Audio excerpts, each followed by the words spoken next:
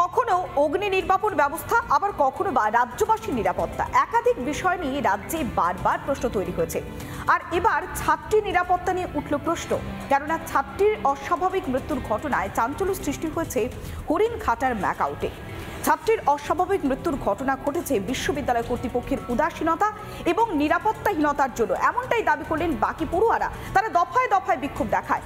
পড়ুয়াদের বিক্ষোভের জেরে এবার মঙ্গলবার পরীক্ষা স্থগিত করতে বাধ্য হয় হরিণঘাটার আবুল কালাম বিশ্ববিদ্যালয় কর্তৃপক্ষ।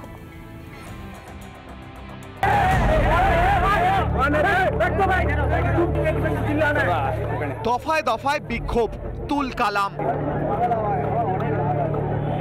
হরিণঘাটায় মৌলানা আবুল কালাম আজাদ প্রযুক্তি বিশ্ববিদ্যালয় ছাত্রীর অস্বাভাবিক মৃত্যুর পর থেকেই তুমুল উত্তেজনা। সারা রাত রেজিস্ট্রারকে ঘিরে চলে বিক্ষোভ। কর্তৃপক্ষের বিরুদ্ধে ওঠে একের পর এক স্লোগান। উত্তপ্ত পরিস্থিতির জেরে মঙ্গলবারের সমস্ত পরীক্ষা স্থগিত করে বিশ্ববিদ্যালয় কর্তৃপক্ষ। কালকে রাত থেকে যথারীতি হচ্ছে রেজিস্ট্রার স্যার আর ভিসি স্যার আছেন ক্যাম্পাসে, তো 3 দফা 4 দফা আমাদের মিটিং হয়। তো ওনারা প্রথমে হচ্ছে এর রেসপন্সিবিলিটি নিতে মানে রাজি ছিলেন না, তারপরে স্বীকার করেছেন ওনারা সমস্ত রেসপন্সিবিলিটি নিয়েছেন। পড়ুয়াদের দাবি, সোমবার পরীক্ষা চলাকালীন টুকলির অভিযোগে খাতা কেড়ে নেওয়া হয় এমটেক প্রথম বর্ষের ছাত্রীর। এই ঘটনার কিছুক্ষণ পরই একাডেমিক বিল্ডিং এর পিছন থেকে রক্তাক্ত দেহ উদ্ধার হয় তরুণীর। তবে সময় মতো অ্যাম্বুলেন্স পাওয়া গেলে তরুণীকে বাঁচানো যেত বলে অভিযোগ করে পড়ুয়ারা। তখনও উনি বেঁচে ছিল, যেটা অনেকক্ষণ পরে আর কি, পরে বেঁচে যাওয়ার পরে পালস চেক করে বেঁচে ছিল। সিপিআর টিপিআর দেওয়ার চেষ্টা করেছে, পুরো একদম মানে রক্তাক্ত ব্যাপার। তো অ্যাম্বুলেন্সকে মানে ডাকানো হয়েছে, কোনো অ্যাম্বুলেন্সে বলে ড্রাইভার নেই আর নেই। বিশ্ববিদ্যালয় ক্যাম্পাসে যখন 24 ঘন্টা নিরাপত্তারক্ষী থাকার কথা, সেখানে কিভাবে সবার নজর এড়িয়ে 5 তলা পর্যন্ত পৌঁছে গেলেন ওই ছাত্রী? কোথায় নজরদারি? বিশ্ববিদ্যালয় কর্তৃপক্ষের বিরুদ্ধে ফুঁসছে পড়ুয়ার একাংশ। এই ফেসিলিটিগুলো দেওয়া, তাছাড়াও হচ্ছে আমাদের এক্সামের ফেসিলিটিগুলো দেওয়া, সেইগুলো ঠিক মতন কাজ করছেন না উনি। তো আমরা চাইছি যে হচ্ছে পদত্যাগ।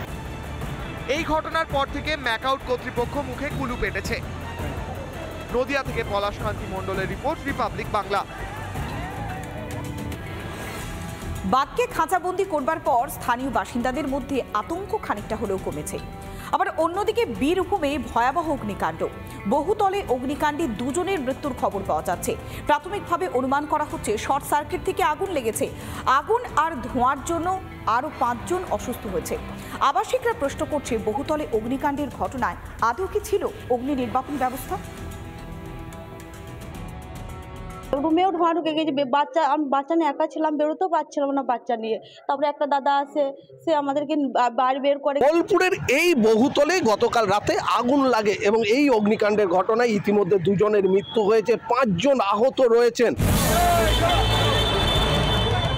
বহুতলে ফের অগ্নিকাণ্ড। এবার আগুন লাগলো বোলপুরের বাঁধগোড়ার এই ফ্ল্যাটে। মর্মান্তিক ঘটনার পরই এলাকা ঘিরে দিয়েছে পুলিশ। 2 জনা মারা গেছে, একজনা খুবই হাইলি ইনজিউর্ড আছে, তাকে বর্ধমান পাঠানো হয়েছে। আর একজনকে দুর্বাইকে তাকেও পাঠানো হয়েছে। যখন আগুন লাগে তখন অনেকেই ছিলেন ফ্ল্যাটে। তড়িঘড়ি করে বাইরে আসতে গিয়ে ঝলসে দম বন্ধ হয়ে প্রাণ যায় 2 জনের। যারা ছিলেন 1 ঘন্টা আগে ফোনে কথা হয়েছে, তারপরে আর শুনছি, টিভিতে দেখছি, নিউজে দেখছি নেই। পিসি মশাই আমাদের, তারা ওই আবাসনেই থাকতেন। দাদাও থাকতো। দাদা মিনিট 5 জন্য বেরিয়েছিল, তো এসে আর ঢুকতে পারেনি। এই বহুতলের এই যে ঢোকার রাস্তা, সেখানে নাকি আলাদা কোনো গ্যারেজ নেই, যেখানে মিটার বক্সগুলো থরে থরে সাজানো আছে, রাখা আছে। সেই মিটার বক্সের সামনেই কিন্তু এই বাইক তারা পার্কিং করেন। ওই মিটারে প্রথমে শর্ট সার্কিট হয়ে বাইকে আগুন ধরে এবং বাইকে আগুন ধরার পর সেগুলো জ্বলতে থাকে এবং টায়ার ফাটতে থাকে। কিভাবে দ্রুত ছড়ালো আগুন? সুরক্ষা বিধি কি মানা হয় এই আবাসনে? অগ্নি নির্বাপন ব্যবস্থা এই ফ্ল্যাটে কার্যত নেই। সেই ধরনের ব্যবস্থা ফ্ল্যাটে নেই। এরকম পরিস্থিতি হলে কি করতে হয় সেটার একটা ট্রেনিং হয়, সেই ট্রেনিংটা আজ অবধি এই আবাসনে হয়নি। তাহলে কেন নেই নজরদারি? পুলিশ প্রশাসন কি চোখ বন্ধ করে রয়েছে?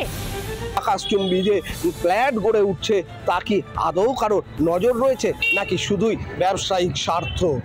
বীরভূম থেকে মনোরঞ্জন চট্টোপাধ্যায়, রিপাবলিক বাংলা। কখনো রাজ্যবাসীর নিরাপত্তা, আবার কখনো বা রাজ্যবাসীর নাগরিক পরিষেবা নিয়ে উঠে আসে একাধিক প্রশ্ন।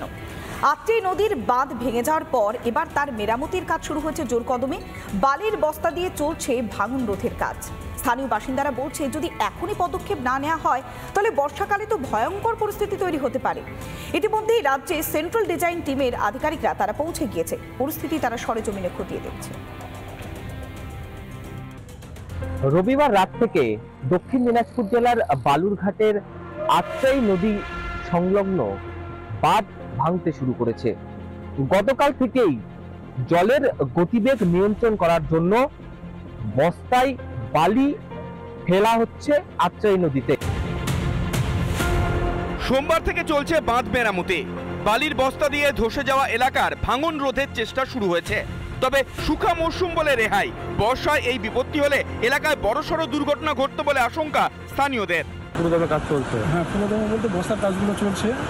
বস্তা দিয়ে আটকানোর চেষ্টা চলছে। জলটাকে আটকানোর চেষ্টা চলছে।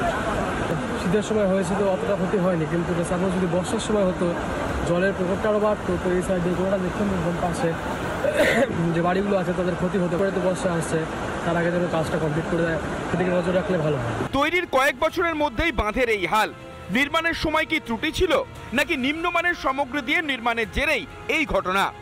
যারা আধিকারিকরা তারা কিন্তু প্রতিনিয়ত এখানে রয়েছেন এবং এই কাজের উপর নজরদারি চালাচ্ছেন কত দ্রুততার সঙ্গে, কারণ সামনে বর্ষা রয়েছে, তার আগে দ্রুত এই বাঁধ মেরামতি যাতে করা যায় সেদিকে কিন্তু তারা নজর রেখেছে। দক্ষিণ দিনাজপুর থেকে রিপন মৌমিক, রিপাবলিক বাংলা। নদিয়ার রথতলায় বিস্ফোরণ স্থল পরিদর্শনে গেলেন বিরোধী দলনেতা শুভেন্দু অধিকারী। সঙ্গে ছিলেন বিধায়ক অম্বিকা রায়, বঙ্কিম ঘোষ এবং অসীম সরকার। যে সমস্ত পরিবারের সদস্যরা তাদের প্রিয়জনকে হারিয়েছে, সেই স্বজনহারা 4 জন পরিবারের হাতে 2 লাখ টাকা করে আর্থিক সাহায্য তুলে দিয়েছেন তিনি। তার সঙ্গে ছিলেন বিজেপির অন্যান্য কর্মী সমর্থকরা, ছিলেন কল্যাণীর বিধায়ক অম্বিকা রায়, হরিণঘাটার বিধায়ক অসীম সরকার, চাকদার বিধায়ক বঙ্কিম ঘোষ।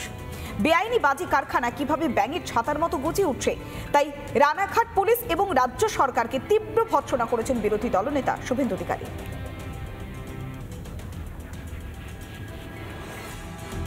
ঘটনার পরে মুখ্যমন্ত্রী এবং মুখ্যমন্ত্রীর প্রধান উপদেষ্টা আলাপন বন্দ্যোপাধ্যায় অনেক রোডম্যাপ, পরিকল্পনা এসব কথা বলেছিলেন। তারপরে এরকম একটা ঘন জনবসতিপূর্ণ এলাকার মধ্যে এই ধরনের বেআইনি বিস্ফোরক, এটাকে বাজি বলবো না, এটার এনআইএ হওয়া উচিত। এবং কমপ্লিটলি কল্যাণী মিউনিসিপ্যালিটি, পুলিশ এবং রাজ্য সরকার এর জন্য দায়ী। নানা ধরনের কন্টেন্ট দেখার জন্য লাইক করুন, শেয়ার করুন আমাদের ফেসবুক পেজ, সাবস্ক্রাইব করুন আমাদের ইউটিউব চ্যানেল। পাশাপাশি অন্যান্য ব্রেকিং নিউজের জন্য অবশ্যই চোখ রাখুন রিপাবলিক বাংলায়।